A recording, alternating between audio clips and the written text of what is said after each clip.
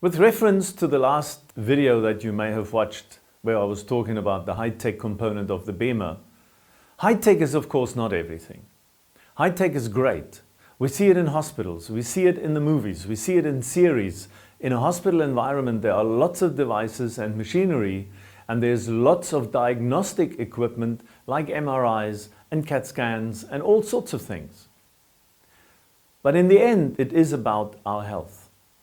And what I've discovered after 18 years now since putting my big toe in the medical industry is that I find out that our focus is more on sickness management than on health care.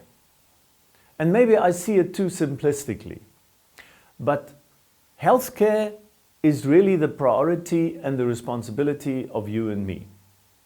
And we want to be healthy. We want to have our mental and physical performance. And what is it that we can do about that? Well, as I read in some book, it is all between breakfast, lunch and supper and exercise. And that may be so, but the world is a very stressful place today. And so I would advise the Bemer physical vascular therapy that you can use at home, that your whole family can use and the dog if you want to. But what does the Bemer do? Check it out again on the websites, the bemerblog.co.za and the bemer.co.za, and you'll get more detail. But my point of this video is, high-tech is very, very nice. It's wonderful, and it probably does prolong life.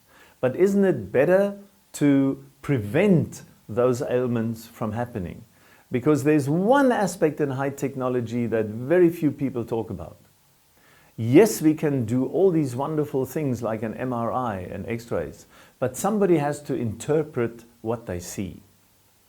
And the interpretation is not always consistent. We are not all Dr. House in those hospitals.